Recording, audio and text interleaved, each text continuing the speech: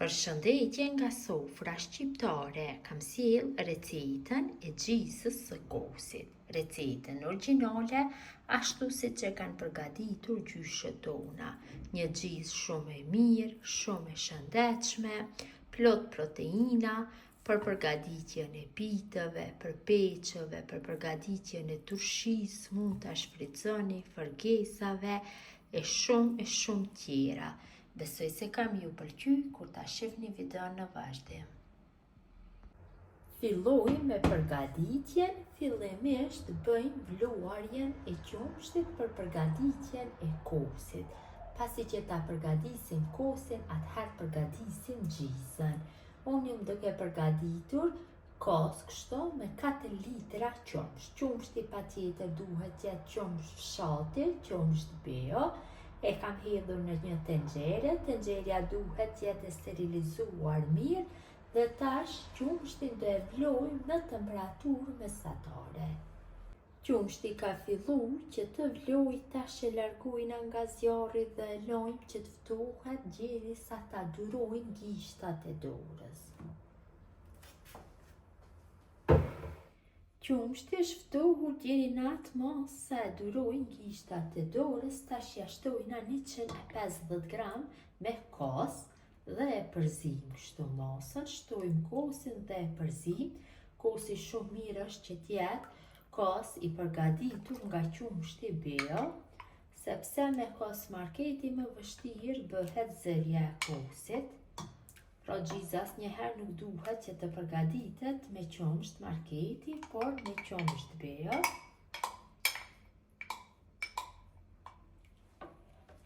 Bëjmë përzierjen.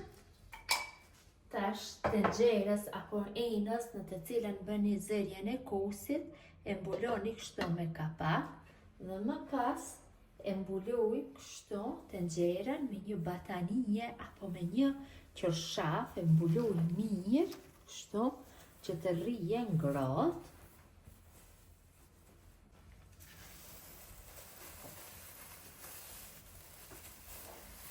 Tenxherën e mbuluar me qërshaf e kam futur në një kese najlonin. Këtë mënyrë do rri dhe më nxehtë dhe më lehtë do bëhet zërja e kosit.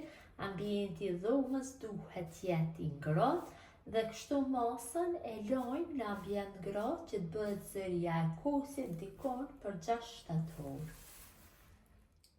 Pas 6-7 orëve është bërë zërja e kosit. Largojmë kesën e najlonit, largojmë dhe qërshafat.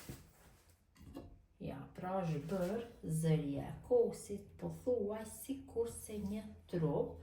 Tash e vendosim në frigorifer që të bëhet ftohja dikon për 3-4 orë dhe më pas fillon procesi i përgatitjes së gjisës.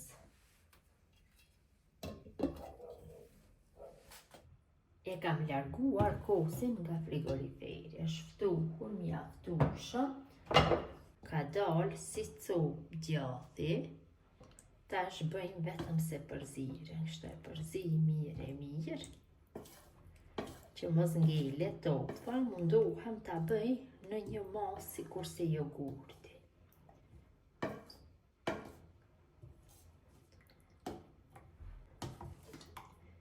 Kam bërë përzierjen, tash ja shtoj dikon rreth 2 litra me ujë. Pasi kam përzier masën mirë, tash e vendosim masën mbi zjarr dhe e zi në temperaturë mesatare duke e përzier vazhdimisht derisa ajo fillon të vlojë.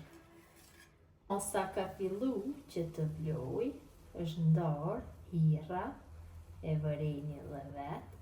Tash ja shtojna pak krip dikon një lugë të mesme, e përzim masën dhe në temperaturë të ulët dhe zi masën për 40 minuta duke e përzier her pas here.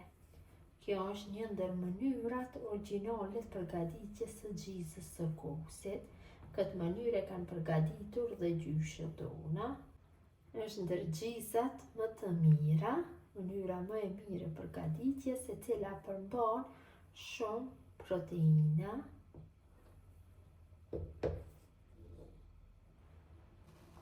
Ka Kam zier masën mjaftueshëm, tash e largoj nga zjarri që të bëj kullimin. Pasi tenxherën e kam largu nga zjarri, marr një enë të madhe, në të vendosi një kullojse dhe mbi kullojsen vendosi një pluhur apo stafate për kullim të gjizës. Kaloj masën. E vërej një vetë, se nga jo masë e kushtit shumë pak gjizë fitoj.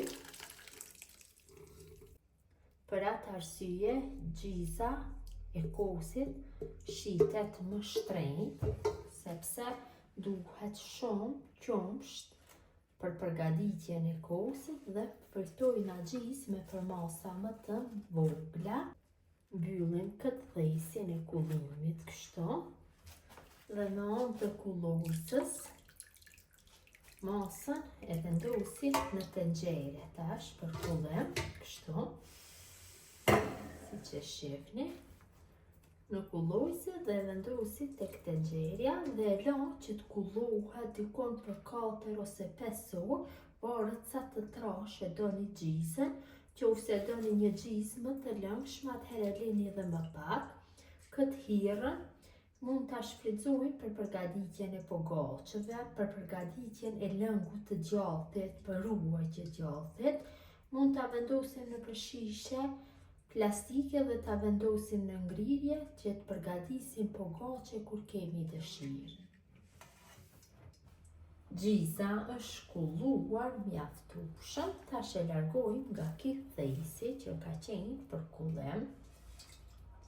Pra kemi fitu dikon rreth 1 kilogram me gjizë nga ato masa, e kalojmë në një qelqe apo në një kavanoz, qofse dojmë që ta shfrytëzojmë si të freskët për rreth 2 javë.